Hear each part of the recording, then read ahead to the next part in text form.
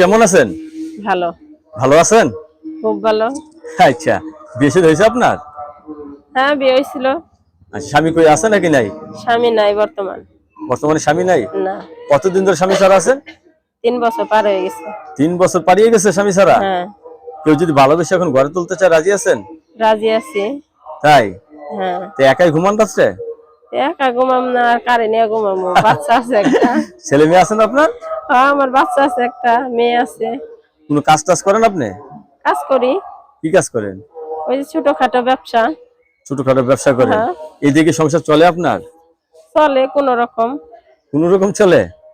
যাই, এখন যে বিয়ে বসতে চাচ্ছেন আপনার ফ্যামিলিগত সমস্যা না আপনার পছন্দের পছন্দ? আমার পছন্দই পছন্দ। এই যে শীতটা গেল, এই শীতে খুব কষ্ট হয়েছে না? হবেই তো কষ্ট। মানুষের নানার কথা বলে না স্বামী না থাকলে? বলেই তো, মানুষের মুখ কি আর বন্ধ করা যায়? তাহলে এই যে এখন বিয়ে বসতে চাচ্ছেন, কারণ নারী জীবনে সব থেকে মূল্যবান জিনিস কি জানেন? স্বামী। স্বামী। সেই স্বামী নেই। না। প্রথম বিয়ে কি প্রেম করে করছিলেন নাকি? না, প্রথম বিয়ে গার্জেনই দিছিল। গার্জেন দিছিল।